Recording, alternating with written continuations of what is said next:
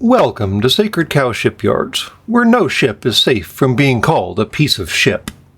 So first off this week, I would actually like to start with addressing the end of the videos, which makes sense, I suppose, if you think about it in a certain way. Anyways, at the end of the videos, I give thanks, of course, to all my Patreons and patrons and people who give money to the channel just because they're nice soft-ons. You might notice, if you give money between episodes, that your name does not appear on that list. Not that I don't like you. It's actually that I'm producing these episodes way far in advance. And unfortunately, your YouTube system does not allow me to edit the videos once I upload them. And if I don't upload them, I will forget to upload them and then you won't have an episode. So I upload them early. They don't have the right information in them, so they kind of hang out and end up posting with the wrong information in them. So, for all you Patreon patrons who patronize me, I apologize. You will eventually show up on that list, and I have been trying to add your name in the description of the video beneath. I still appreciate everything you're doing for me. Might lead to interesting things in the future. Might not. I have no idea what I'm doing anytime. But, for example, that kick-ass intro that occurred in the 3 previous episodes was basically courtesy of you Patreons and everyone giving money to the channel. I was able to pay the artist for making it, courtesy of your efforts. So, good things happen. Occasionally. If I actually bother to pay attention. Which I don't normally do because I have no idea what I'm doing, so, buckle up!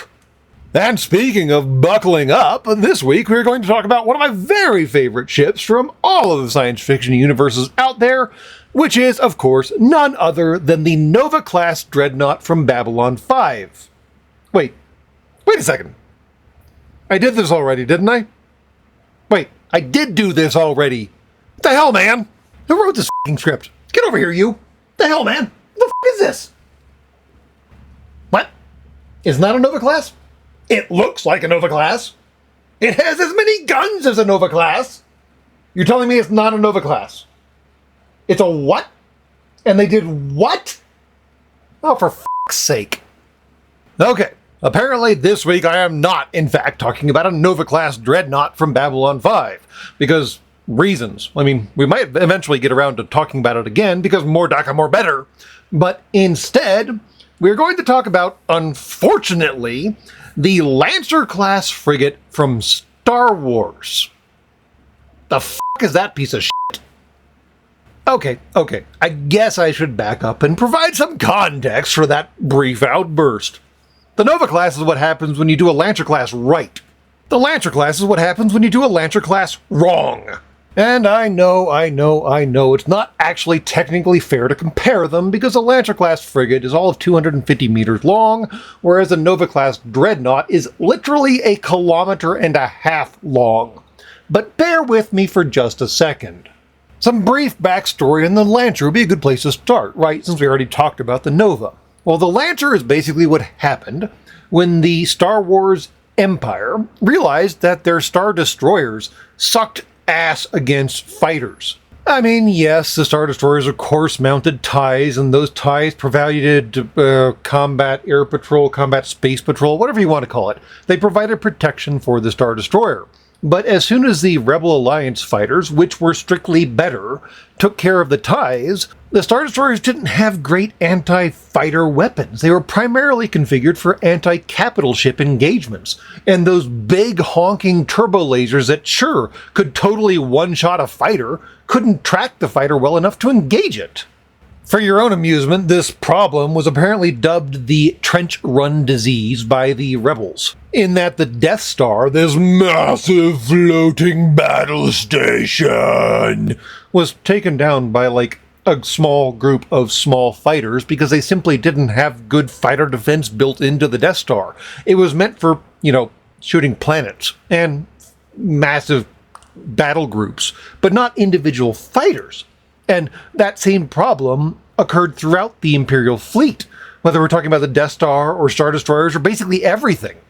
They primarily focused on anti-capital ship engagements for their capital ships and left the whole, fighter screen to the ties. Well, we all know how good ties are, and we all know how long they last in combat, and Yes, Star Destroyers mounted a lot of them, but they'd never mounted quite enough. Which honestly logically led to the development of something called the Lancer-class frigate. It actually makes sense on paper. Basically, the Empire said, yeah, totally. The Star Destroyers were totally built for just beating the shit out of those Mon Calamari asshole cruisers, which takes for goddamn ever given the way Mon Cal cruisers are built. So we need something to cover our asses from those stupid goddamn f***ing fighters while we do the dirty work. So let's make like this floating thing that is just covered in quad laser cannon turrets. And it can deal with the fighters while we're dealing with that capital ship over there that just will not f***ing die! And so the Lancer-class frigate was born. In fact, the Lancer-class frigate has 20 of the same quad laser cannon turrets that the Millennium Falcon has 2 of. It's the same exact model, and they have 20 of them. So yeah, it's pretty much optimally configured for anti-fighter combat. Great! Well, it's great as long as the fighters are in range. Because despite having 4 engines, just like its Nova cousin over in Babylon 5 verse, it has a top speed of about 20 mglt, which is the Star Wars measurement of interstellar speeds. Don't worry about the details. 20 mglt, though, is not a lot. In fact, the very slowest starfighter that the Rebel Alliance had, the B-Wing, has a top speed of 75 mglt. You know, 4 times faster. And no, I have no idea why starships floating in the vacuum of space have top speeds. It's Star Wars. I don't know. Maybe their deflector screens aren't good enough that they can go faster and interstellar debris kills them. I don't know. I don't care. There's top speeds in Star Wars. Deal with it. So you're relying on this kludgy, slow piece of crap to cover your Star Destroyer's asses while the enemy fighters are just literally flying circles around you without a care in the world. Yes, this is only the kind of product that could only come from the kind of bureaucracy that is just like infesting the entirety of the Empire. Can you imagine the contract negotiations for this particular piece of shit? Oh yeah, it's covered in guns, and it even has like a fighter escort of its own that it can carry, and it's just covered in guns. It's going to be great for knocking out these fighters. Can it keep up with the fighters? Oh, it's going to shoot them down. Don't worry about it. It's covered in guns. It's fine. Does it have enough guns? Oh yeah, it has all the guns. Okay, how much do you need for this? Oh, about 2 or 3 times more than it costs to make. Okay, fine. We'll sign over that. And here we have this piece of shit. I mean, seriously, this thing is 250 meters long and some numbers of meters wide and tall, and it has a crew of 800. 800! For comparison, one of your planet's largest war-fighting warships, as in, like, a ship that actually, like, shoots things as opposed to a ship that carries things that shoots things. To back up, the Ticonderoga-class cruiser from your United States is approximately 173 meters long and has a crew of approximately 330. So it's about half the length of the Lancer class and has way less than half the crew. And we have to believe, because I mean this is Star Wars after all, that the systems are more automated, not less. So why does it have more crew? And this was a fundamental question that the Empire had for everyone backing up the notion of a Lancer-class frigate. Why do we have to send so many people on this stupid ship that can't even keep up with the fighters it is trying to kill? What point is this? Well, predictably, the conclusion was that it did not have much of a point, because despite having all of its space dedicated to anti-fighter weaponry, it had no capability to keep up with the fighters. And since all of its space was dedicated to anti-fighter weaponry, it also had no anti-capital ship weapons. A literal Nebulon B piece of shit frigate could outclass this stupid thing. So, invariably, the Empire, of course, could not admit to their mistake, and they kept cranking these things out, and they ended up being nothing more than planetary defense ships or system patrol boats or something along those lines, which, of course, left the Star Destroyers with a gaping hole in their combat space patrol program, and they were still getting pwned by frickin' fighters.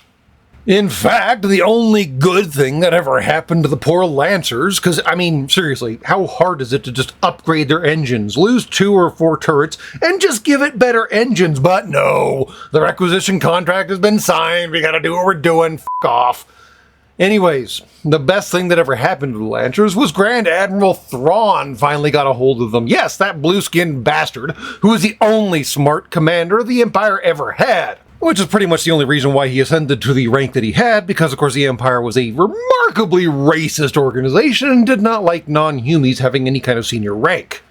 Anyways, after the fall of the Empire, while Thrawn was dorking around the edges of the New Republic, he finally realized that Lancer frigates are really good for one thing: attacking New Republic planets that only have fighter defenses.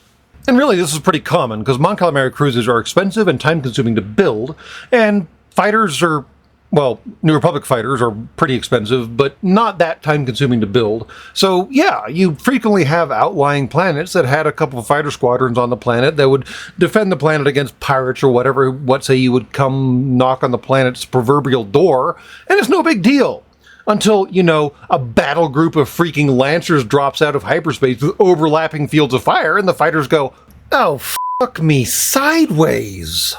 But naturally, Thrawn did end up losing, the Empire finally did end up collapsing, and the Lancers basically ended up being backwater warlord warships and planetary defense craft, and nothing terribly significant. But seriously, once you look at the particulars of the Lancer class and the Nova class, it is basically impossible to ignore the overlap of details and concepts and intents.